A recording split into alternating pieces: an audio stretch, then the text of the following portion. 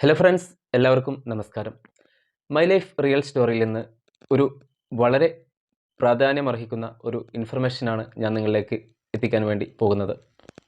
ഈ ഇൻഫർമേഷൻ നിങ്ങളിലേക്ക് എത്തി നിങ്ങൾ കേട്ടു എന്ന് മനസ്സിലാക്കിയ ഉടനെ തന്നെ മറ്റുള്ള ആളുകളിലേക്കും പരമാവധി എത്തിക്കാൻ വേണ്ടി ശ്രമിക്കുക. ഇന്ന് ഞാൻ ഇവിടെ പറയാൻ ഉദ്ദേശിക്കുന്ന വിഷയം എന്ന് പറയുന്നത് കേന്ദ്ര ആഭ്യന്തര മന്ത്രാലയത്തിൻ്റെ നിർദ്ദേശപ്രകാരം മെയ് 7-ാം തീയതി കേരള സംസ്ഥാനത്തെ 14 ജില്ലകളിലും സിവിൽ ഡിഫൻസ് മോക്ക് ഡ്രിൽ നടത്താൻ വേണ്ടി തീരുമാനിച്ചിട്ടുണ്ട്. എന്താണ് മോക്ക് ഡ്രിൽ എന്നും എന്തൊക്കെയാണ് നമ്മൾ ശ്രദ്ധിക്കേണ്ടത് എന്നുള്ള വിവരങ്ങളൊക്കെയാണ് ഈ വീഡിയോയിൽ ഞാൻ പറയാൻ വേണ്ടി ഉദ്ദേശിക്കുന്നത്. കഴിഞ്ഞ ദിവസം കാശ്മീരിൽ പെഹൽഗാമിൽ നടന്നിട്ടുള്ള ഏറ്റുമുട്ടലിന് ശേഷം നമ്മുടെ രാജ്യം അതീവ സുരക്ഷ ഒരുക്കുന്നതിൻ്റെ ഭാഗമായിട്ടും പ്രത്യേക ശ്രദ്ധ നൽകുന്നതിൻ്റെ ഭാഗമായിട്ടുമൊക്കെയാണ് ഇത്തരത്തിലുള്ള മോക്ക് ഡ്രില്ലുകൾ നടത്തപ്പെടുന്നത് എന്നാണ് ഞാൻ മനസ്സിലാക്കിയിട്ടുള്ളത്. നമ്മുടെ രാജ്യത്ത്, നമ്മുടെ സംസ്ഥാനത്ത് ഏതെങ്കിലും തരത്തിലുള്ള വ്യോമ ആക്രമണങ്ങളോ മറ്റു അപകടങ്ങളോ സംഭവിച്ചു കഴിഞ്ഞാൽ ആ സമയത്ത് പൊതുജനങ്ങൾ ഏത് രീതിയിലാണ് അതിനെ നേരിടേണ്ടത് എന്നൊരു മുന്നറിയിപ്പ് നൽകുന്നതിൻ്റെ ഭാഗമായിട്ടാണ് ഇത്തരത്തിലുള്ള മോക്ക് ഡ്രില്ലുകൾ നടത്തപ്പെടുന്നത്. കേരളത്തിൽ നാളെ വൈകുന്നേരം, അതായത് 2025 മെയ് 7-ാം തീയതി വൈകുന്നേരം 4 മണിക്കാണ് മോക്ക് ഡ്രിൽ ആരംഭിക്കുന്നത്. മോക്ക് ഡ്രില്ലിൻ്റെ ഭാഗമായി സിവിൽ ഡിഫൻസ് തയ്യാറെടുപ്പിൻ്റെ വിവിധ വശങ്ങൾ വിലയിരുത്തും. മോക്ക് ഡ്രില്ലിൻ്റെ ശരിയായ നടത്തിപ്പ് ഉറപ്പാക്കാൻ എല്ലാ ജില്ലാ കളക്ടർമാർക്കും മറ്റ് ഉദ്യോഗസ്ഥർക്കും chief secretary doctor A Jayathilak നിർദ്ദേശം നൽകിയിട്ടുണ്ട്. പൊതുജനങ്ങളും എല്ലാ സ്ഥാപനങ്ങളും സംഘടനകളും മോക്ക് ഡ്രില്ലുമായി സഹകരിക്കണമെന്നും ജാഗ്രത പാലിക്കണമെന്നും ആശങ്കപ്പെടേണ്ടതില്ലെന്നും ചീഫ് സെക്രട്ടറി അറിയിച്ചിട്ടുണ്ട്. സിവിൽ ഡിഫൻസ് മോക്ക് ഡ്രില്ലിൻ്റെ മുന്നൊരുക്കങ്ങൾ സംബന്ധിച്ച് ഇന്ന്, അതായത് മെയ് 6-ാം തീയതി ചീഫ് സെക്രട്ടറി വിളിച്ചു ചേർത്ത യോഗത്തിൽ ആഭ്യന്തര, റവന്യൂ, ആരോഗ്യ, കുടുംബക്ഷേമ അഡീഷണൽ ചീഫ് സെക്രട്ടറിമാർ, സംസ്ഥാന പോലീസ് മേധാവി, fire and rescue services director general, ദുരന്ത നിവാരണ സ്പെഷ്യൽ സെക്രട്ടറിയും കമ്മീഷണറും, പബ്ലിക് റിലേഷൻസ് വകുപ്പ് ഡയറക്ടർ, ജില്ലാ കളക്ടർമാർ, കേരള സംസ്ഥാന ദുരന്ത നിവാരണ മെമ്പർ സെക്രട്ടറി എന്നിവർ പങ്കെടുക്കുകയുണ്ടായി.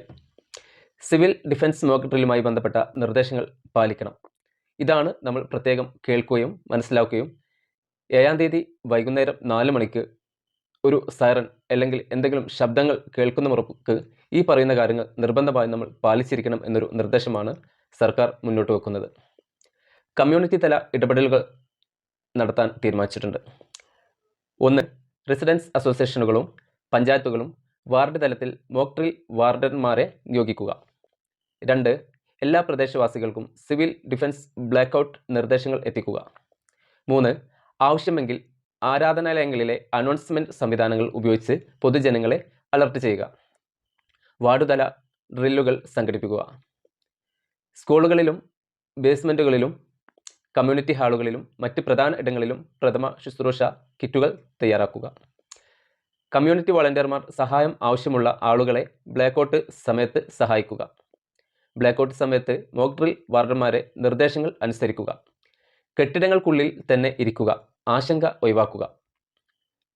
ഇനി ഗാർഹിക തല ഇടപെടലുകൾ, അതായത് മോക്ക് ഡ്രിൽ സമയത്ത് നമ്മൾ വീടുകളിൽ എന്തെല്ലാം കാര്യങ്ങളാണ് പാലിക്കേണ്ടത് എന്നുള്ളതാണ് ഇവിടെ പരാമർശിക്കുന്നത്.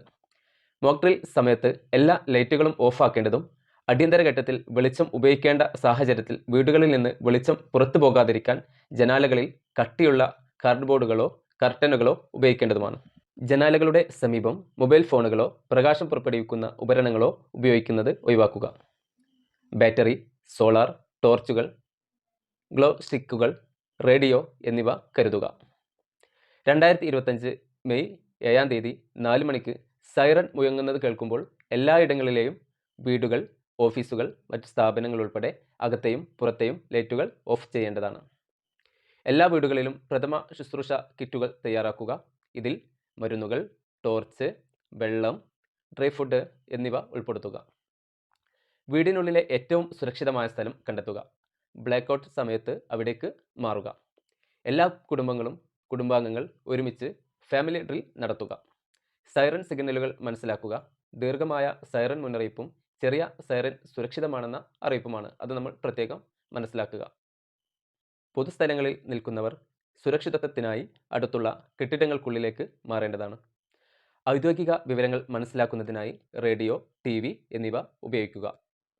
തീപിടുത്തം ഒഴിവാക്കാൻ ബ്ലാക്കൗട്ട് സൈറൺ കേൾക്കുമ്പോൾ തന്നെ ഗ്യാസ്, വൈദ്യുത ഉപകരണങ്ങൾ ഓഫ് ചെയ്യുക. ബ്ലാക്കൗട്ട് സമയത്ത് കുട്ടികളുടെയും വളർത്തുമൃഗങ്ങളുടെയും സുരക്ഷ ഉറപ്പാക്കുക. ഇത്രയും നിർദ്ദേശങ്ങളാണ് സർക്കാർ നമുക്ക് നൽകിയിരിക്കുന്നത്. അപ്പോൾ മെയ് 7-ാം തീയതി നമ്മുടെ സംസ്ഥാനത്ത് ഇത്തരത്തിലൊരു മുന്നറിയിപ്പ് സൈറൺ മുഴങ്ങുന്ന സമയത്ത് നമ്മളെല്ലാവരും സുരക്ഷിതരായിരിക്കുക. ആരും തന്നെ ഭയപ്പെടേണ്ടതില്ല. ജാഗ്രത പാലിക്കുക. സർക്കാർ നിർദ്ദേശങ്ങൾ കൃത്യമായി അനുസരിച്ചുകൊണ്ട് നമ്മൾ മോക്ക് ഡ്രില്ലിൽ പങ്കെടുത്ത് അതൊരു വൻ വിജയമാക്കുക. നമ്മുടെ രാജ്യത്ത് യാതൊരു പ്രശ്നങ്ങളും പ്രയാസങ്ങളും നമുക്ക് ഉണ്ടാവാതിരിക്കട്ടെ. അത്തരത്തിൽ ഒരു ഘട്ടം വരികയാണെങ്കിൽ ആ ഘട്ടത്തെ നമുക്ക് എങ്ങനെ അതിജീവിക്കാം എന്നുള്ളതാണ് ഈ മോക്ക് ഡ്രില്ലുമായി ബന്ധപ്പെട്ടുകൊണ്ട് സർക്കാർ നമ്മളെ ബോധ്യപ്പെടുത്തുന്നത്, മനസ്സിലാക്കാൻ വേണ്ടി ശ്രമിക്കുന്നത്. അപ്പോൾ ഇന്നത്തെ മൈ ലൈഫ് റിയൽ സ്റ്റോറിയിൽ ഞാൻ പറഞ്ഞ കാര്യങ്ങളെല്ലാം നിങ്ങൾക്ക് മനസ്സിലായി കാണും എന്ന് കരുതുന്നു. ഈ ഇൻഫർമേഷൻ നിങ്ങൾക്ക് ഉപകാരപ്പെട്ടുവെങ്കിൽ നിങ്ങളുടെ ഫാമിലി ഗ്രൂപ്പിലേക്കും സുഹൃത്തുക്കളിലേക്കും എല്ലാം ഷെയർ ചെയ്യുക. എല്ലാവർക്കും മറ്റൊരു വീഡിയോയിൽ വീണ്ടും കാണാം. നന്ദി, നമസ്കാരം.